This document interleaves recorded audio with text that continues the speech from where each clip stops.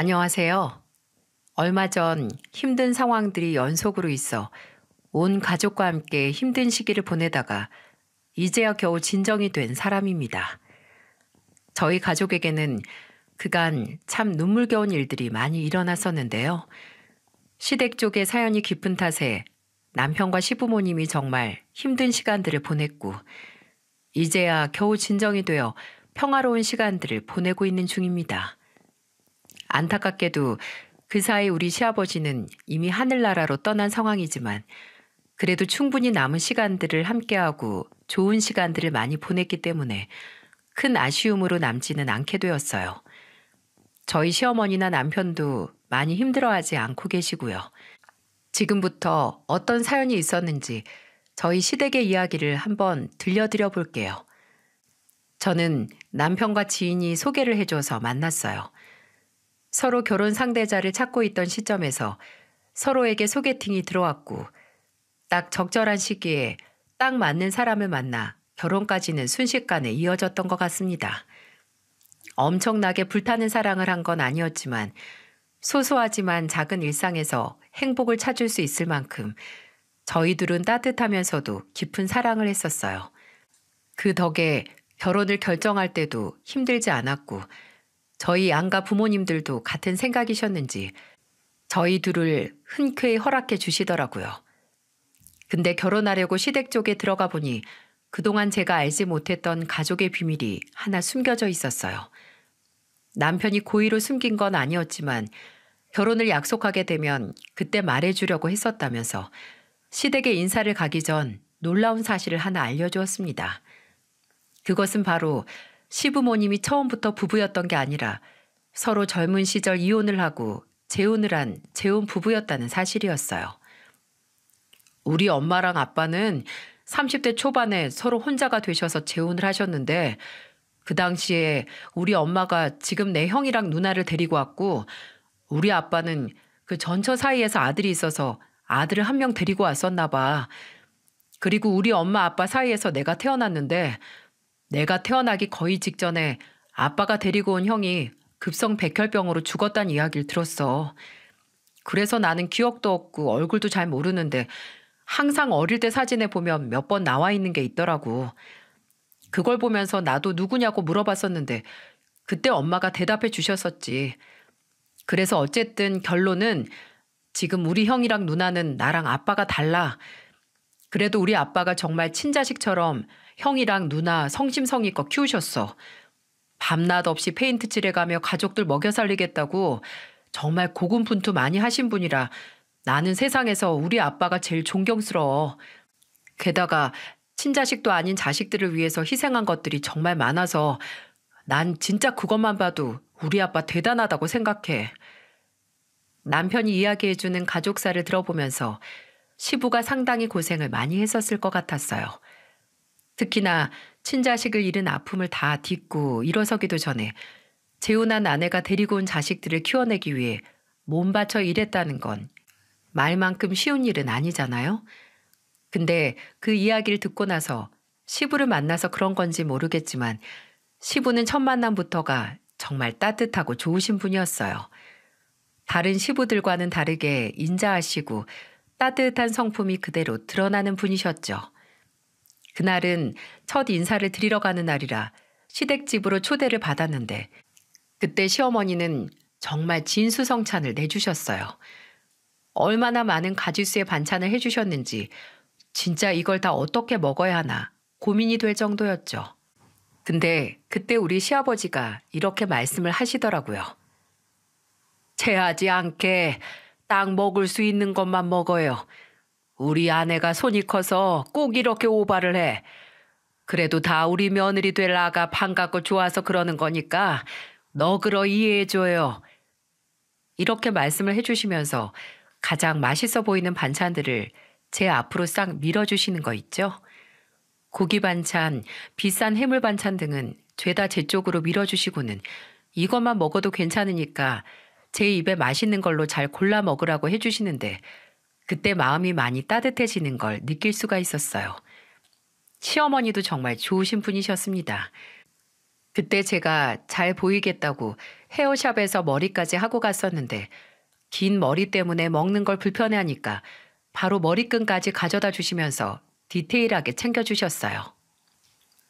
저희 남편이 평소에 저를 많이 아껴주고 사랑해주는 모습을 보며 이 사람은 정말 사랑을 잘 받고 자랐구나 라는 사실을 느낄 수가 있었는데 제가 이렇게 직접 눈으로 보니 더 이해가 되는 거 있죠?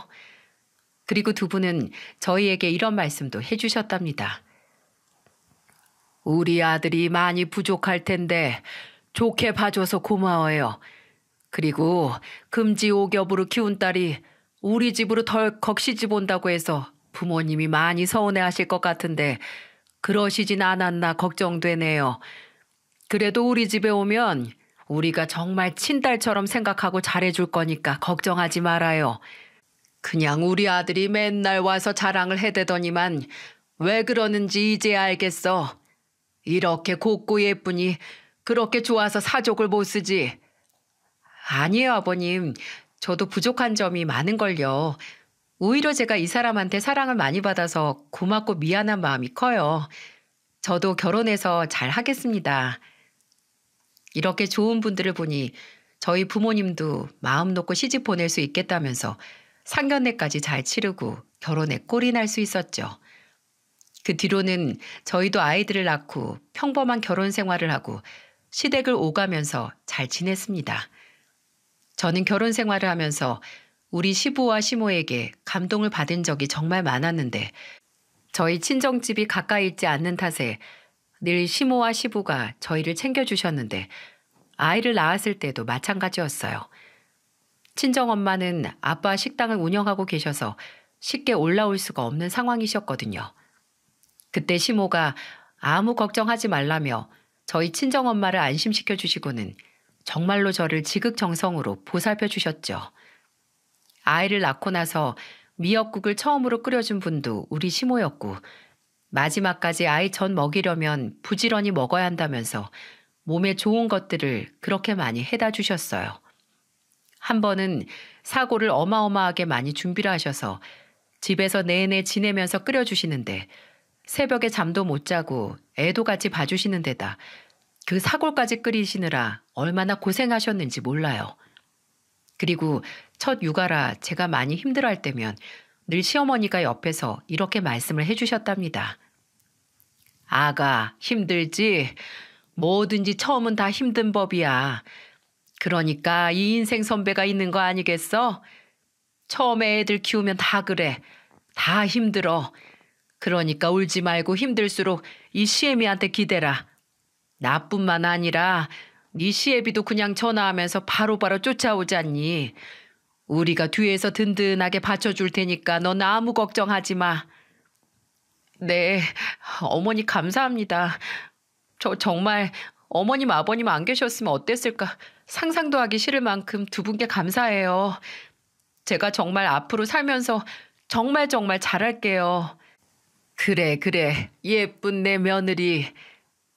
시어머니는 항상 이렇게 저를 예쁜 내 며느리라고 불러주셨고 시부도 심심할 틈이 없게 저희 집에 오셔서는 아기 기저귀도 사오시고 분유, 육아용품, 먹거리 등등 다양한 걸 사가지고 오셔서 저희들을 챙겨주셨어요.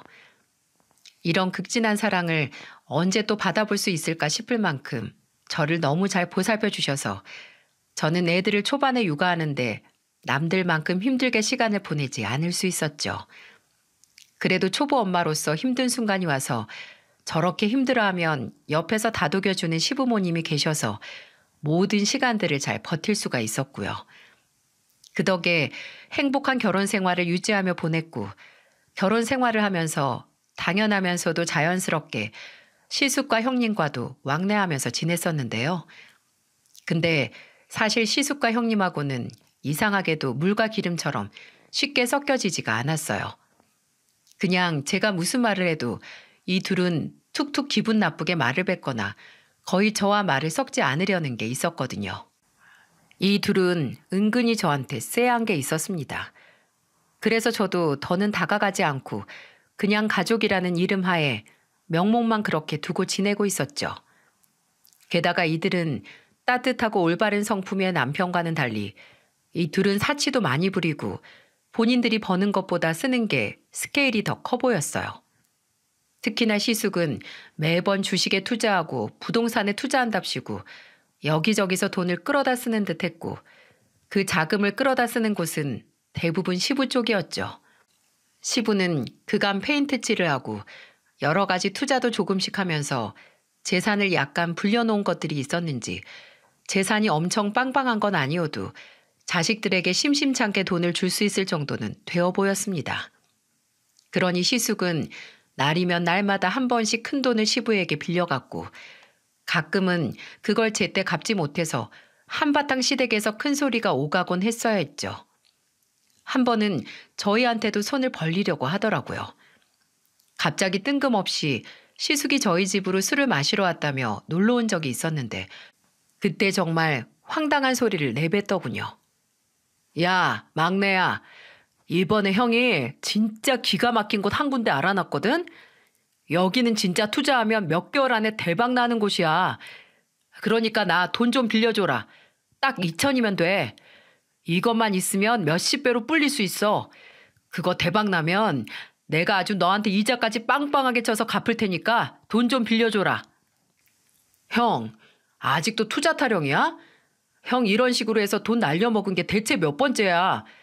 저번에도 아빠 돈 빌려갔다가 다 말아먹어서 그렇게 혼나고도 아직 정신 못 차렸어? 제발 이제 투자 같은 거 그만하고 형 직장에 충실하게 지내봐. 형은 영업사원이 그런 거 알아보러 돌아다닐 시간이 어딨어. 그럴 시간에 제발 고객이라도 한 명 더 잡아서 실적 올려. 남편은 그간 시숙의 행적을 다 봐왔기 때문에 돈을 일체 빌려주지 않았어요. 저도 시숙에게만큼은 절대로 돈을 빌려주면 안 된다고 생각했던 사람이라 남편의 선택이 마음에 들었죠. 근데 여기에서 우리 시숙만 문제가 아니었어요. 또 문제인 사람이 한 명 더 있었는데 그게 바로 형님이었습니다. 형님도 사치가 말도 못했어요. 꾸미는 걸 좋아해서 주기적으로 손톱 네일아트가 바뀌어져 있었고 볼 때마다 똑같은 옷 입은 모습을 거의 못 봤을 정도죠. 게다가 명품을 자꾸만 사대는데 그 돈을 다 메꿀 수가 없어서 매번 시부에게 카드값을 갚아달라고 해왔었던 것 같아요. 한 번은 시부가 이대로는 안 될 것 같다는 걸 느꼈었는지 시숙에게 돈을 주는 것도 끊고 형님에게는 카드값도 안 주고 심지어 아버님 명의로 되어 있는 카드도 하나 가지고 있는 게 있었는데 그것까지 다 끊어버리니까 완전히 뒤집어진 게 집안이 난리가 난 적이 있었어요. 그때 시부가 어찌나 힘들어하던지 얼마 못 가서 또다시 그대로 원상복구가 된 적이 있었습니다. 그걸 보면서 저는 시숙과 형님이 철이 없어도 너무 없다는 생각과 함께 우리 시부가 너무 불쌍하더라고요. 근데 진짜 시숙이랑 형님이 나빴던 건 돈을 뜯어가서가 아니었어요. 이들은 제가 본 사람들 중에서도 정말 악질 중에 악질이었습니다. 왜냐하면 그 속사정을 보아하니 시숙과 형님은 본인들의 친아빠가 저희 시부가 아니라는 사실을 진작에 알고 있었는데 그걸 이용해서 너무나 시부를 막대하고 있었어요.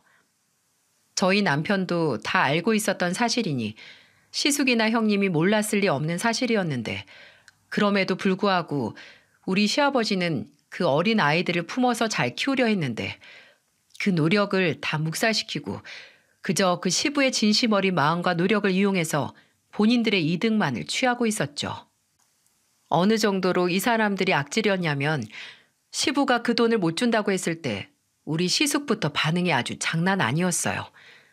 그때는 시아버지 생신날이라 시댁에 다들 모였을 때였는데 시숙이 또 시부에게 돈 이야기를 꺼내더군요. 아빠, 이번에 딱 1,000만 원만 땡겨주세요. 제가 5개월 안에 갚을게요. 뭐야? 또? 안 된다. 저번에는 내가 마음이 약해져서 또 너네한테 끌려갔는데 이제 더는 내가 너네한테 호구 잡히는 일 안 할 거야. 도대체 그런 식으로 해서 말아먹은 돈이 얼마냐? 아직 내 돈 다 갚지도 못한 게 수두룩한데 뭘 또 빌려가서 5개월 안에 갚겠다는 거야? 절대 못 준다. 아이씨, 진짜 이 양반이? 글쎄 5개월 안에 밀린 것까지 싹 다 갚는다고. 친자식으로 못 낳고 우리 책임지기로 생각을 했으면 끝까지 책임을 져야 할 거 아니야. 왜 자꾸 저번부터 정신을 못 차리고 이렇게 우리한테서 돈을 아낄까? 오, 이제 우리한테서 발 뺄라고? 드디어 우리 버리려고 그러는 거구만. 아빠, 잘 생각하세요.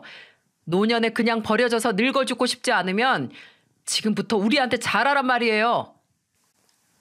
저는 이게 자신을 친자식처럼 지금껏 키워준 분에게 할 수 있는 말일까 의심이 들 정도로 정말 막대하는데 절로 기겁이 되더라고요. 역시나 저희 시모도 같은 걸 느꼈는지 시숙에게 소리를 쳤어요. 야, 너는 지금까지 입혀주고 재워주고 필요한 거 다 해준 네 아빠한테 지금 뭐라고 하는 거야? 어쩜 그렇게 잔인해? 어쩌면 그렇게 잔인하냐고. 지금껏 니네 아빠 너한테 못해준 게 도대체 뭐야? 어? 돈 달라는 대로 다 주고 해달라는 거 다 해줬으면 그걸로 된 거지. 뭐가 또 부족해서 이렇게 쌩 난리를 치느냔 말이야. 그런 건 부모로서 당연히 해줘야 하는 거 아니에요? 막말로 엄마가 우리 팔자 이렇게 만들어 놓은 건데 엄마는 뭐가 그렇게 당당해서 지금 나한테 큰 소리 치는 거예요? 네? 어디 양심이 있으면 말 더 해보시라고요. 시숙은 급기야 제 분에 못 이겨 밥상을 완전히 다 뒤엎었고 거기에서 모두가 놀라서 기겁을 했습니다. 이렇게까지 나올 줄 몰랐기에 시부는 큰 충격을 받았는지 그대로 난리가 난 이 난장판을 다 제쳐두고 안방으로 그냥 들어가 버리셨어요. 그 모습을 보면서 얼마나 안타까웠는지 몰라요. 그걸 저희 남편도 똑같이 느끼고는 바로 남편이 반격을 해주었어요. 형, 아니 너는 형이라는 소리도 아까워. 이 망나니 같은 자식아. 당장 아빠랑 엄마한테 사과해. 은혜를 알아도 부족할 판에 지금 이따위로 행동하고 있는 게 말이나 된다고 생각해? 어? 어쩌면 그렇게 사람 양심이라는 게 없어. 그동안 아빠가 형한테 얼마나 사랑을 많이 줬는데 그걸 모르고 이따위로 행동을 해? 당장 이거 안 치우고 아빠한테 사과하지 않으면 그땐 내가 가만히 안 있을 거야. 오, 그래. 너는 엄마랑 아빠 사이에서 나온 친자식이다 이거냐? 꼴에 또 유세 떨기는. 네가 가만히 안 있으면 뭐 어쩔 건데? 이것까지 아주 그냥 날 무시하고 달려드네. 하여간에 집안 꼬라지 잘 돌아간다. 시숙은 여전히 정신을 못 차리고 이렇게 이야기를 하는 통에 남편은 화가 잔뜩 난 듯했어요. 그래서 결국에는 시숙의 멱살을 잡고 말았고 거기에서 또 같이 흥분을 한 시숙은 남편의 멱살을 똑같이 잡고는 격한 싸움이 시작되었습니다. 근데 정말 우습게도 시숙은 덩치가 상당히 왜소했고 우리 남편은 듬직한 편이어서 금세 시숙이 깨갱하고 수그러들 수밖에 없었어요. 결국에는 동생에게 호되게 맞고는 억울해하면서 집을 뛰쳐나간 시숙을 보며 한심하기 그지없었습니다. 그리고 옆에서 그 모습을 아무렇지도 않게 지켜보던 형님은 딱 한마디 하더라고요. 우리 아빠 나한텐 저러지 않겠지? 나 이번 달 카드값 폭탄으로 나올 예정인데 우리 아빠 나한테도 저러면 곤란해 진짜. 엄마, 나 조만간 올 테니까 그때까지 아빠 잘 구슬려나? 이렇게 말을 하고는 이 난장판 된 집 치우는 걸 하나도 도와주지 않고 그대로 또 집으로 돌아가 버리는 거 있죠? 그걸 보면서 진짜 이 두 사람은 인간 말종이라는 생각이 들더군요. 그제서야 시모는 모든 폭풍 같은 시간이 서러웠는지 바닥에 주저앉아서 울기를 시작했어요. 내가 잘못이다. 내가 잘못이야. 내가 처음부터 저것들을 잡았어야 했는데 그저 미안해서 그냥 하란 대로 다 하게 해줬더니 결국에는 내가 애들을 다 망쳐버리고 말았다. 아이고, 이제 어쩜 좋니? 시모가 이렇게 울면서 말을 하니 그때 남편이 옆에서 현명한 대답을 해주었어요. 엄마, 지금까지 잘못 키워놨으니까 지금이라도 바로 잡으면 돼요. 그러니까 절대로 형이랑 누나 받아주지 마. 이제 돈 달라는 소리 절대로 들어주지도 말고 해달라는 거 아무것도 해주지 마. 지금 저 두 사람 좀 봐요. 저렇게 인성이 저러니까 아직까지도 결혼도 못하고 저러고 있는 거라고요. 남편은 호되게 이야기를 하면서 시모에게 큰 소리를 냈고 시모도 이번 일들을 통해서 깨달은 바가 컸는지 그 다음부터는 일체 시숙과 형님을 받아주지 않았어요. 그러니 시숙과 형님은 더 난리가 나서는 완전히 시부와 시모를 잡아먹으려고 했고 그 모습을 보면서 저와 남편도 정말 속이 타는 듯 했습니다. 그런데 엎친 데 덮친 격으로 정말 믿을 수 없는 일이 우리 가족에게 일어나고 말았어요. 이때도 시부는 페인트 칠을 꾸준히 하고 있었고 앞으로 태어날 손주들까지도 다 용돈 주고 떵떵거리면서 살게 해주고 싶으시다며 정말 최선을 다해 살고 계셨어요. 하지만 하늘이 착한 사람은 일찍 데려간다는 말이 맞는지 저희 시아버지는 아직도 그래도 창창한 나이셨는데 그동안 너무 무리해서 사셔서 그런지 결국 폐암에 걸리고 말았습니다. 폐암에 걸린 시아버지는 너무 뒤늦게 발견이 된 탓에 손을 더 쓸 수가 없었고 그대로 시한부 선고를 받아 죽음을 묵묵히 기다리는 수밖에 없었어요.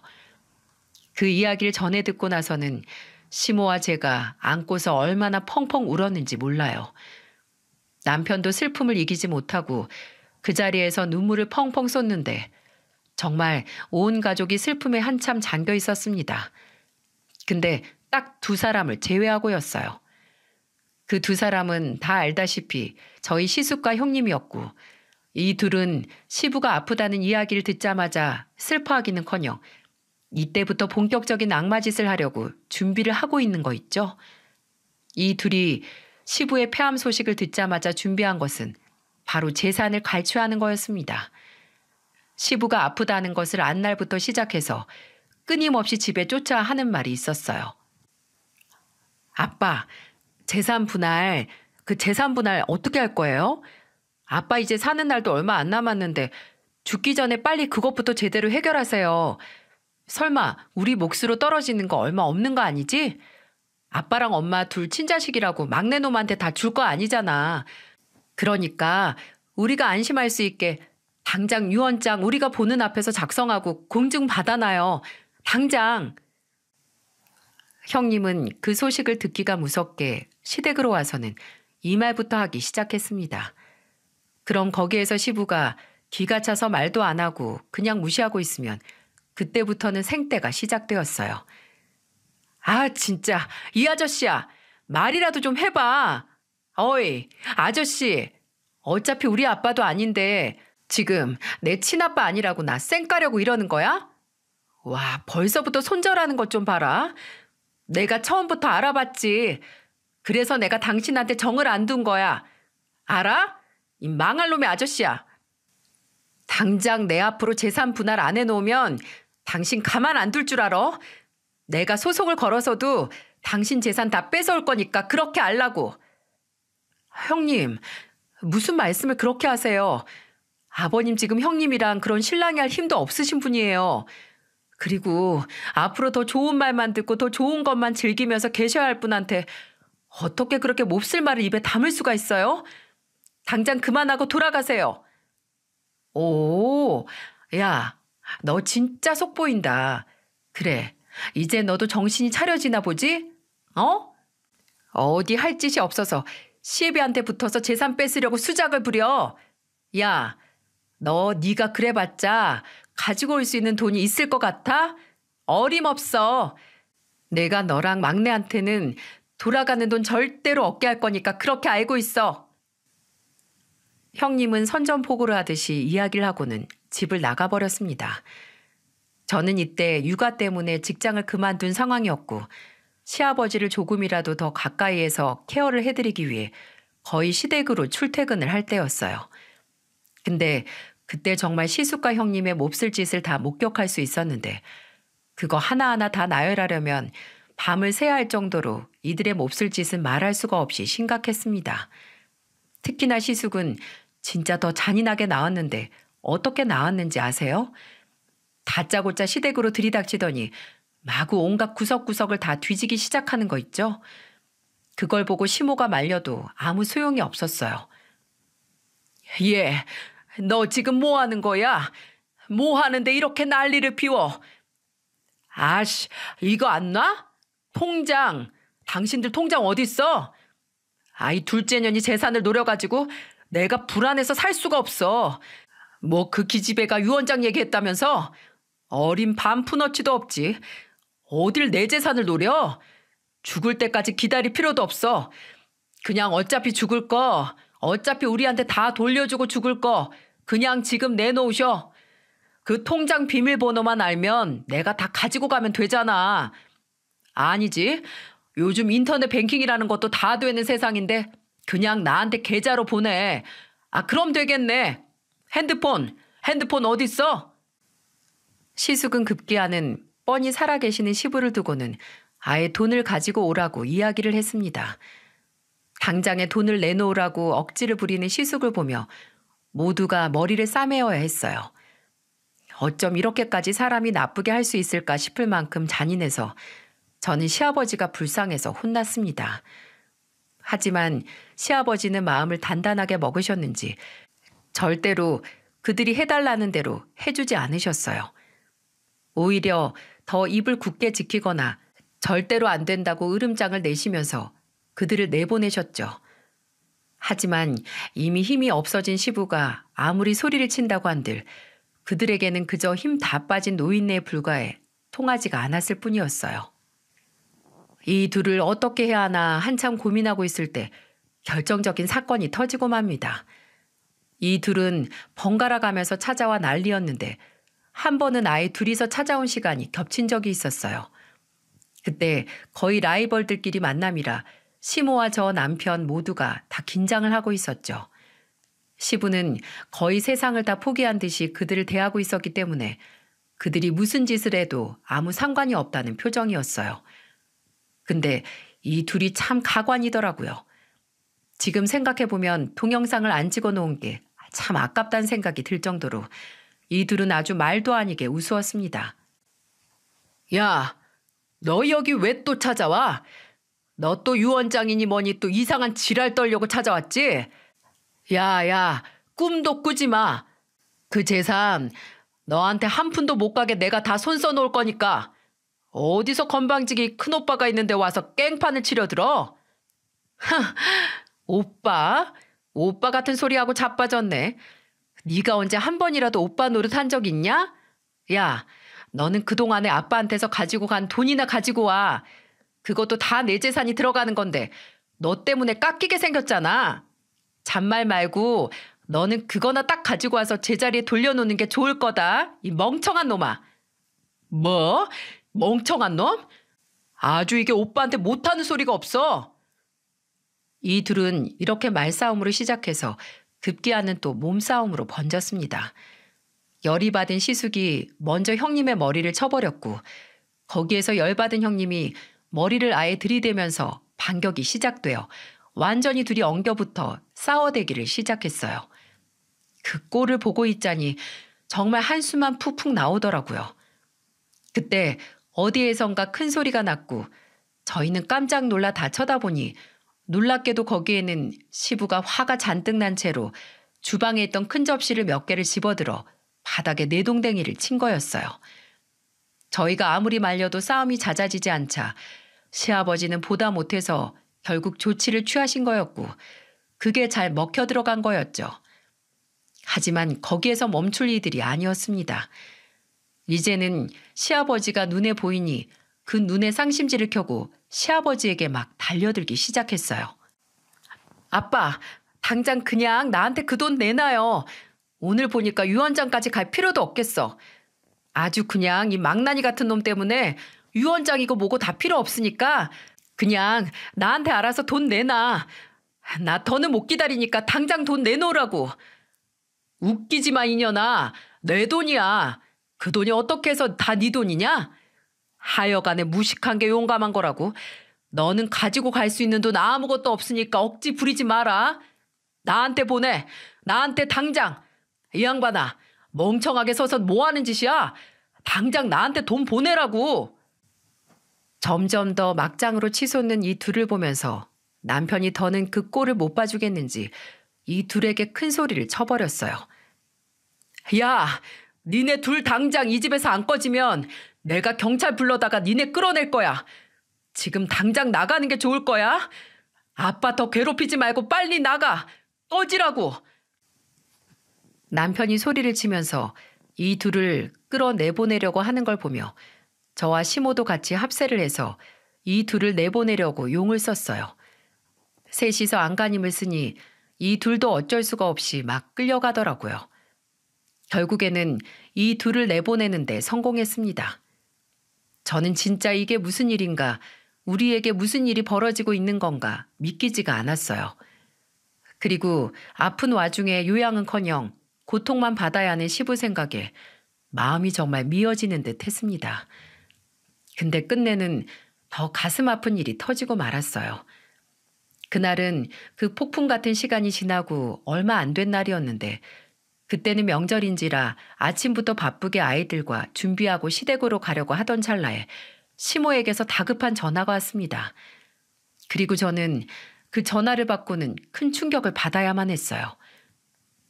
예, 어쩌니, 어떻게, 네 시아버지가 없어졌다. 영정사지만 딸랑 안방에다가 놓고는 사라져버렸어. 어쩜 좋니? 이를 어쩜 좋아? 네?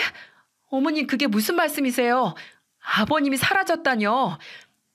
글쎄, 벼랑간 네 시애비가 어젯밤에 갑자기 싱싱한 전복이 먹고 싶다는 거야. 명절이고 하니까 너네랑도 같이 먹게 수산시장 가서 전복 좀 사다가 죽 끓여달라고 하기에 얼른 다녀왔는데 갔다 와보니 네 시애비는 없어지고 이렇게 딸랑 영정사지만 있지 뭐냐. 어떡하면 좋아. 시모는 엉엉 울면서 전화를 했고 저도 거기에서 너무나 놀라 바로 남편에게 이야기를 했어요. 남편은 제 이야기를 듣자마자 경찰서에 신고를 했고 실종 신고에 들어간 뒤 경찰서에서는 주변 CCTV를 확인하면서 어렵게 시부가 어디에 있는지를 찾아낼 수 있었습니다. 놀랍게도 시아버지는 우리가 살고 있는 곳과 동떨어진 섬 지역으로 가 계셨는데 거기는 시아버지가 건강하실 때 종종 낚시를 하러 가시던 곳이었어요. 저희 남편도 몇 번 따라간 적이 있었고 온 가족이 여행 가본 적도 있었기에 바로 찾으러 갔죠. 그곳으로 가니 허름한 민박집에 시부가 있었고 거기에서 혼자 생을 마감하려고 하셨던 거였어요. 아버님, 여기 이렇게 계시면 어떡해요? 어머님이랑 저희가 얼마나 놀랐는지 아세요? 왜 여기로 혼자 오셨어요? 남은 저희는 어쩌라고요? 내가 이제 살 낙이 없다.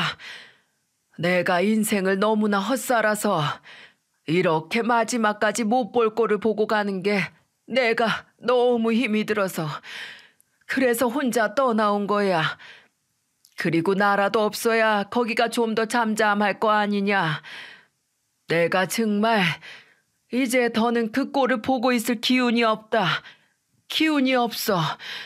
그냥 나 여기에서 죽게 놔둬라. 아빠, 그게 무슨 말이에요? 절대로 안 돼요. 돌아가시기 전까지 무조건 제 효도 받으면서 지내세요. 엄마랑 더 시간도 많이 보내시고 마지막까지 우리랑 같이 있어야지. 그게 대체 무슨 말도 안 되는 소리예요. 그러니까 당장 가요. 당장 같이 가요. 남편은 단호하게 이야기를 하면서 시부를 집으로 모셔왔고 이때부터는 시부가 제대로 마지막까지 편안하게 시간을 보낼 수 있도록 아예 시숙과 형님을 차단했어요.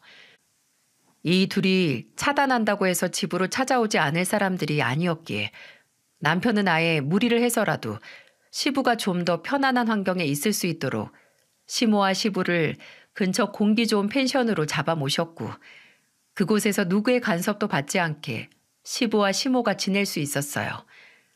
게다가 저희가 사는 곳과는 얼마 떨어지지 않은 곳이라 저는 평일에 자주 들르고 남편과는 주말마다 가서 두 분과 여행을 하거나 맛있는 음식을 먹으면서 시간을 보냈습니다. 그러다가 시아버지의 상태가 점점 좋지 않았을 때는 거의 계속 붙어 있으면서 간호를 해드리기에 힘썼고 손주와 손녀를 자주 보여드리고 싶어서 거의 마지막에는 저희 아이들을 어린이집에도 보내지 않고 시부에게 매일 데리고 갔었어요. 시부는 거기에서 정말 큰 감동을 받는 듯 했습니다. 아무리 아프고 괴로워도 손주들이 재롱을 피우는 모습을 보며 잘 견뎌내시곤 했었죠. 내가 노년에 이런 행복한 일도 다 겪는구나. 살면서 정말 빠듯하게만 살아왔었는데 이제서야 여유가 무엇인지를 알게 되었어. 그동안 너무 인생을 헛살았던 것 같다. 아니에요, 아버님. 그런 소리 마세요. 가족을 위해서 희생하며 사신 건데 왜 그게 헛살은 거예요. 오히려 너무나 훌륭한 삶을 사신 거예요. 그리고 노년에 이렇게 아이들 재롱 피우는 것도 보시게 되었으니 얼마나 다행이에요. 우리 애들이 할아버지를 너무 좋아해요. 오히려 저는 아버님 힘드신데 자꾸만 가서 안기겠다고 하는 게 마음에 걸리는데요. 됐다. 놔둬라. 내가 들고 안을 순 없어도 품에 꼭 끼고 있을 수 있으니 얼마나 행복한지 모른다. 그저 나를 사랑해주는 저 존재들 때문에 내 아픈 것도 싹 잊게 되니 말이야. 아가, 정말 고맙다. 정말 고마워. 네가 내 인생을 구제해준 은인이야. 네가 진짜 내 은인이다. 이 말씀을 하시면서 아버님이 눈물을 훔치시는데 저도 옆에서 덩달아 울 수밖에 없었습니다. 그리고 마지막까지 산책을 하면서 비록 휠체어에 앉아 계실지언정 시어머니의 손을 꼭 잡고 있는 시부를 보면서 더 오래오래 사셨으면 어떨까 하는 생각에 마음이 미어지기도 했죠. 하지만 시부는 그렇게 석 달이 지나고 돌아가셨고 저와 시모 남편은 큰 슬픔에 잠기게 되었습니다. 근데 역시나 이 시숙과 형님은 정신을 못 차리고 장례식장까지 와서도 깽판을 치더라고요.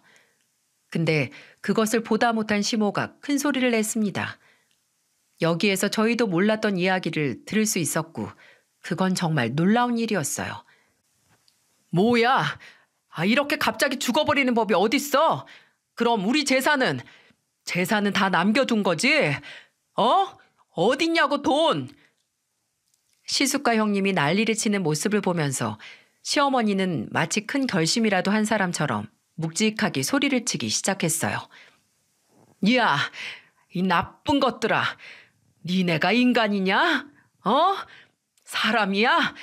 사람 새끼면 절대로 이렇게 못하지. 너네한테는 가는 돈 하나도 없다. 아예 없을 거니까 꿈도 꾸지 말어. 너희는 이제부터 내 자식도 아니야. 당장 여기에서 나가. 니네는 장례 치를 자격도 없다. 나하고 니들 아빠한테 자식이라곤 이제 이 막내 하나밖에 없으니까 당장 여기에서 깽판 그만 치고 나가버려. 시모가 이렇게 이야기를 하는 것 보면서 이 둘은 더 난리가 났어요. 엄마, 어떻게 그렇게 말을 할 수가 있어요? 어떻게 우리 한순간에 버려? 다 필요 없고 돈만 내놔, 돈만. 자식으로 치든 안 치든 상관없으니까 돈이나 내놓으라고. 없다. 니들한테 갈 돈 하나도 없어. 내 남편이랑 이미 다 합의봤다. 내 남편 죽기 전에, 우리 막내 애비 죽기 전에 유언장 이미 다 작성해서 끝냈다. 모든 재산은 재성이한테 갈 거야. 너네한테는 단 1원도 돌아가지 않을 거니까 너네는 꿈도 꾸지 마. 내가 절대로 못 줘.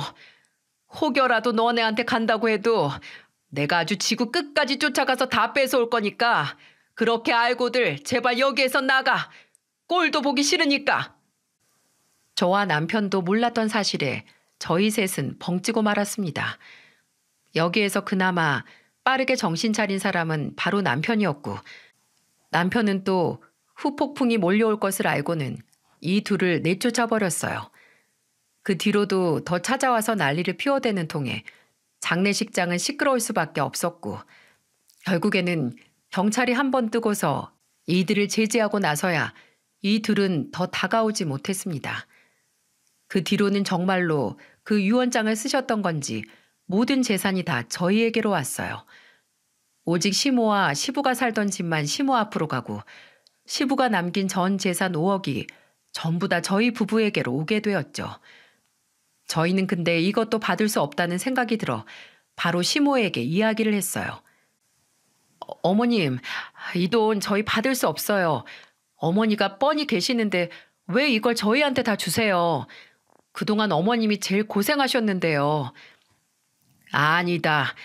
또 나한테 돈 있는 거 알면 걔네들 와서 난리 칠 거 뻔해. 그럴 바에야 나는 그만 시달리고 너네한테 돈 다 줄란다. 나는 돈에 욕심도 없어. 그저 앞으로는 내 노년이 제발 좀 조용하게 지나갔으면 할 뿐이야. 그리고 그동안에 너희가 네 아빠 또 시애비 챙기느라 얼마나 고생이 많았니. 어떤 자식들보다도 너희만큼 잘하기는 힘들 거야. 그러니까 우리들 마음이라고 생각하고 받아둬라. 그동안 정말 고마웠다. 정말 고마웠어. 어머니, 정말 감사합니다. 이걸 저희가 받아도 될지 정말 모르겠어요. 받아도 되고 말고 나는 오히려 너희가 그 돈을 받을 수 있어서 기뻐. 네 시애비도 살아생전에 유언장 작성하자고 할 때부터 흔쾌히 그렇게 하겠다고 했었고 내가 실은 정말 큰 결단을 했었다. 내 남편이 나랑 친자식도 아닌 그 애들 둘 때문에 지금까지 고생한 거 생각하면 내가 평생 떠받들고 살아도 부족한데 이렇게 노년을 괴롭게 하고 결국에는 혼자서 생을 마감하겠다는 생각까지 하게 만든 걸 보면서 나도 이제는 내 도리를 해야 한다고 생각했어. 그래서 나는 그 두 명을 내 자식으로 생각하지 않기로 했다. 남편이 처음에는 망설였는데 내가 너네 얘기를 하니까 흔쾌히 받아들이더라고. 그동안 정말 고생 많았다. 정말 고생 많았어. 그리고 고마워. 어디에서 너 같은 며느리, 우리 막내 같은 아들을 볼 수 있을까 싶을 만큼 내가 너희만큼은 정말 내 인생의 최고의 복이라고 할 수 있어. 엄마, 제가 죄송해요. 더 형이랑 누나한테서 아빠랑 엄마 지켰어야 했는데 그러지 못했어요. 다 제 불찰이에요. 저 이거 가지고 절대로 허튼 곳에 안 쓸게요. 우리 애들 잘 키우는 데 쓸 거예요. 정말 감사합니다. 감사합니다, 엄마. 저희 셋은 엉엉 울면서 이야기를 나눴고 결국에는 저희가 그 모든 재산을 다 가지고 오기로 했었어요. 근데 역시나 그걸 다 알게 된 시숙가 형님이 이번에는 저희 남편한테 찾아왔고 이번에는 방법을 바꾸기로 했는지 거의 무릎까지 꿇으면서 애원을 하던 거 있죠? 야, 막내야. 이 형이 진짜 그 돈이 필요해서 그래. 사실은 말이다. 나 투자 다 망해서 지금 빚쟁이들한테 쫓기고 있어. 당장 갚지 않으면 나 진짜 큰일 나. 그러니까 제발 좀 그 돈 좀 나눠줘라. 어? 내가 더도 말고 덜도 말고 딱 2억만 말할게. 2억. 딱 2억만 줘. 2억은 무슨? 나는 딱 1억이면 돼. 정말이야. 너도 알잖아. 나 지금 이 나이에 집 하나 번번하게 없는 거. 나도 이제 곧 시집도 가야 하는데 지금 만나는 사람이랑 결혼하려면 돈 필요해. 너는 이 누나가 노처녀로 죽는 꼴을 꼭 봐야겠어? 그러니까 재성아, 한 번만 우리 좀 봐줘. 어? 그 돈 좀 나눠주라. 너 어차피 그 큰 돈 가지고 있어봤자 아무 데도 못 쓰잖아. 어? 양심의 털이라도 난 건지 정말 구구절절 이야기하는 이들을 보면서 남편은 어이가 없는 듯 했어요. 그리고 그걸 받아줄 남편이 아니었기에 남편은 사이다 한 방을 딱 날려주었죠. 이거 보세요들, 아저씨 아줌마. 그쪽들이 빚쟁이한테 쫓겨서 큰일이 나든 노처녀로 결혼도 못하고 늙어 죽든 그건 제 알 바가 아니에요. 이제 당신들은 내 형이랑 누나도 아니고 나도 그쪽 동생도 아니니까 내가 당신들한테 내 아량을 베풀 이유 따위가 없다고요. 알겠어요? 그러니까 더 추잡스럽게 이러지 말고 당장 내 눈앞에서 사라지세요. 예? 안 그럼 또 경찰 불러서 당신들 가만 안 둡니다. 세게 나오는 남편의 모습을 보고 있자니 이들은 거의 망연자실하는 듯 했습니다. 이미 법적으로 다 끝난 재산 분할이었기에 이들은 더 손쓸 겨를도 없이 시모의 말대로 재산 1원도 가지고 갈 수 없었고 결국에는 남편에게 구걸하는 신세가 되어버렸어요. 남편은 다시 한번 찾아오면 경찰을 또 부른다고 이야기를 했기에 이들은 더 찾아오지 못했고요. 그 모습을 보면서 왜 저렇게들 인생을 사나 한심하기 짝이 없더군요. 그리고 그 뒤로는 시모에게까지 가서 미안하다며 싹싹 비는 듯 했는데 그것도 저희 시모가 받아주지 않았다고 했어요. 어차피 이들이 시모에게 다시 달라붙는 이유는 또 어디에선가 돈이 나올지 모르겠다는 헛된 희망과 양심 없는 생각으로 들러붙는 것이었기에 그걸 정확하게 안 시모는 이들을 받아주지 않았습니다. 그리고 그 뒤로도 몇 번이나 우리 가족에게 찾아왔지만 일절 받아주지 않았어요. 그 뒤로는 소식이 어떻게 되었는지 자세히는 모르겠지만 시모에게 찾아와서 울면서 도와달라고 시숙과 형님이 말한 덕에 들을 수 있었던 간단한 이야기로는 시숙은 결국 돈 빌린 곳에 차도 뺏기고 직장 월급까지 다 압류에 들어가는 듯 했어요. 그리고 형님은 돈도 한 푼 없다는 걸 알고는 만나던 사람에게 버림을 받고 또다시 혼자가 되었다는 이야기만 간단하게 전해드릴 수 있었네요. 저희는 시부가 물려주신 돈으로 더 큰 집으로 이사를 갔어요. 그리고 원래 방이 2칸 있던 집에서 방이 4칸 있는 큰 집으로 이사를 갔는데 그곳에는 저희 안방과 애들 방 그리고 시모방까지 해서 지금은 5 식구가 함께 살고 있답니다. 원래 시모는 혼자 살겠다고 이야기를 했었는데 자꾸만 시숙과 형님이 그 집으로 찾아오고 하는 걸 보며 아예 저희가 다 이사를 가면서 시모와도 같이 살자고 제안을 했었어요. 시아버지가 돌아가시고 나서 시어머니가 혼자 지내는 모습도 보는 게 마음이 편치 않아서 이 기회에 그 집은 팔아버리고 저희가 이사하는 곳에 돈을 더 보태서 큰 집으로 이사를 오게 된 거였죠. 지금은 그 망나니 둘과 연락도 하지 않고 저희 5 식구가 행복하게 잘 지내고 있어요. 저는 시어머니 덕분에 다시 일을 나갈 수 있게 되어서 지금은 시모가 저희 육아를 도와주시고 저랑 남편이 열심히 돈을 벌면서 시어머니 용돈도 챙겨드리고 맛있는 것도 먹여드리고 좋은 여행도 시켜드리면서 그렇게 평화롭게 잘 지내고 있는 중이랍니다. 여러분, 인생은 지긋지긋한 일의 반복이 아니라 지긋지긋한 일의 연속이라는 말이 있다고 해요. 에드나 밀레이라는 사람이 한 명언인데요. 앞으로 우리 삶에 또 다른 지긋지긋한 일이 언제 또 일어날지 모르겠지만 그래도 이보다는 더 뼈아픈 일들이 없기를 바라면서 앞으로의 인생을 열심히 살아보려고 합니다. 그리고 그 지긋지긋한 일이라고 할지라도 이제는 내 사랑하는 사람들만 옆에 있으니 어떤 일이든 다 잘 헤쳐나갈 수 있을 것만 같아요. 그러니 여러분도 아무리 힘든 역경이 있더라도 내 옆에 있는 사랑하는 사람과 끝까지 함께해서 어려움을 잘 이겨내시길 바랄게요. 그럼 그 끝은 함께 웃을 수 있는 날이 반드시 올 겁니다. 바로 저희 가족처럼요. 저의 사연 잘 들어주셔서 감사합니다.